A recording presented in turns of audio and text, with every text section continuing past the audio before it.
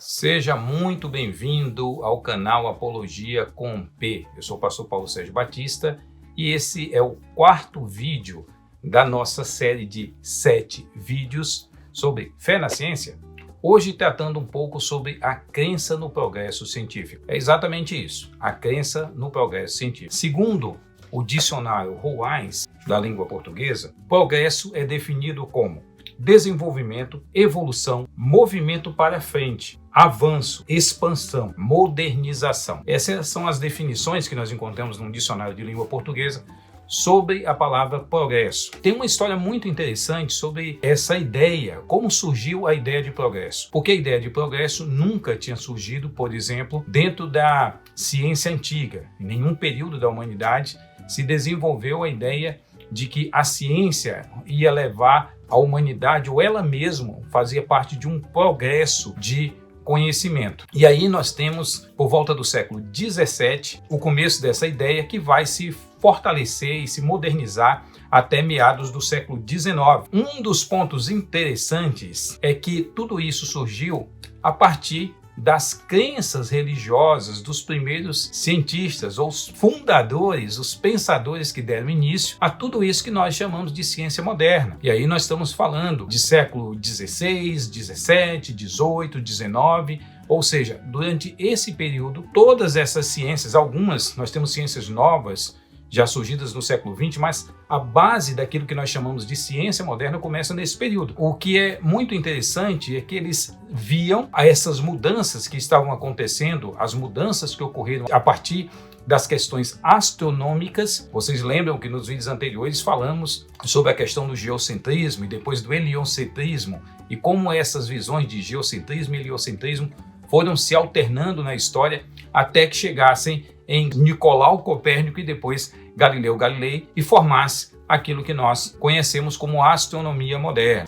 Daniel 12:4 era um texto muito usado para explicar o que estava acontecendo. O homem agora não estava mais no centro do universo, como eles se imaginavam. Isso começou a gerar uma série de conflitos na mente desses modernos, que eram não tão modernos assim. Eles são modernos, mas com os pés lá na antiguidade. Vamos ter no futuro um vídeo sobre o pensamento renascentista que fundou algumas ideias da ciência moderna. Daniel 12:4 era um texto muito usado e mencionado por eles para explicar todo esse momento de conflito que parecia ocorrer. Isso gerou um sentimento muito profundo no homem europeu, nos pensadores europeus, com relação ao tempo. Essas instabilidades que eram tidas por eles como prenúncios de algo que viria, algo escatológico, algo religioso.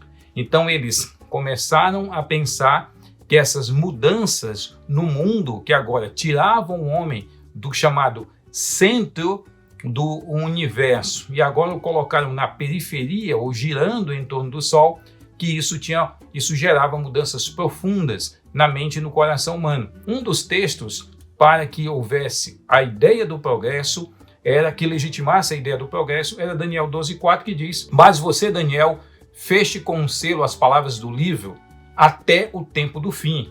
Muitos irão por todo lado em busca de maior conhecimento. Outras versões dizem de um lado a outro. Então eles entendiam, eles compreendiam que esse texto era um motivo suficiente para que houvesse um desenvolvimento na ciência, que ela progredisse rapidamente, porque se essa ciência se desenvolvesse rapidamente, ela ia trazer o fim tão desejado, o reino de Cristo, a ideia de um reino que viria perfeito, onde todas as instabilidades iriam ser vencidas e colocadas de lado. Essa é a origem da ideia de progresso dentro da ciência. Nós vimos em vídeos anteriores que essas definições que nós temos dentro do dicionário sobre a ideia de progresso, que muitas delas não estão em harmonia com a ciência que vai e volta, que muda conceitos centrais, que muda ideias centrais, que muda teorias, que muda hipóteses. É bom você imaginar da seguinte forma: suponhamos, se houvesse um progresso científico no que diz respeito à questão metodológica, nós iríamos ser conduzidos numa linha reta de conhecimento progressivo a novas teorias e hipóteses complementares. E nós já vimos que nem sempre se complementa. Às vezes se remove totalmente um conceito, uma ideia, uma hipótese e uma teoria.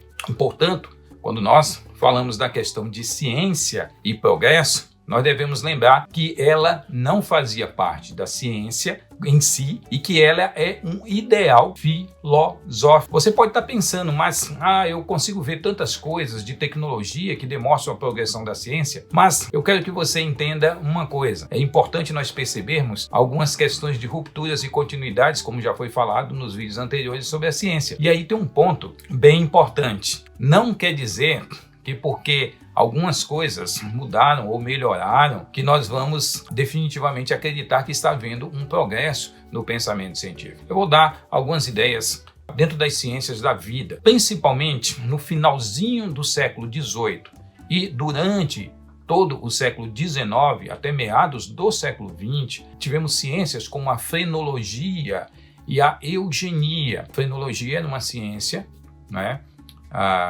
que deu origem às pesquisas na área criminal de estudos sobre comportamento humano. A frenologia ela é responsável por isso. Cesare Lombroso, pesquise sobre esse nome. Cesare Lombroso foi um dos principais pesquisadores nessa área no século XIX e começo do século XX. Então nós temos uma ciência que dizia que eu poderia estabelecer o que é ou não uma mente criminosa a partir do estudo das relações do crânio com a mente. Hoje nós sabemos que essa teoria era uma teoria totalmente errada. Pessoas estudavam crânio, compravam crânio, analisavam crânios humanos na tentativa de mostrar a superioridade e a inferioridade e também algumas questões relacionadas ao comportamento da mente, comportamento humano, a partir das marcas cranianas. Além disso, nós tivemos também a eugenia, que era uma ciência que determinava, por exemplo, que existiam raças superiores e raças inferiores,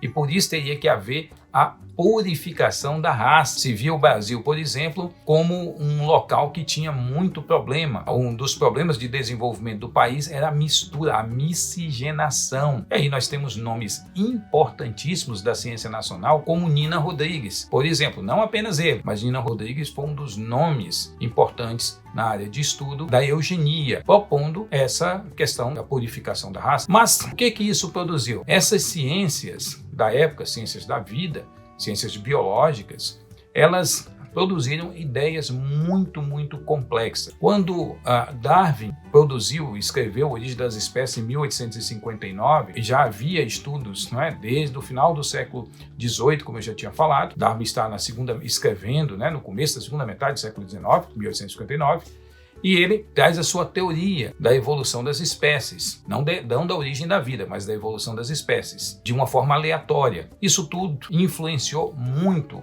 grupos em todo o mundo. Depois, o primo dele, né, o Francis Galton, ele vai ser um dos famosos pesquisadores, cientistas eugenistas, e a eugenia vai se espalhar na Europa, vai para os Estados Unidos, volta para a Alemanha, com recursos para fundar institutos como Max Planck, hoje conhecidíssimo, renomado, importantíssimo, né?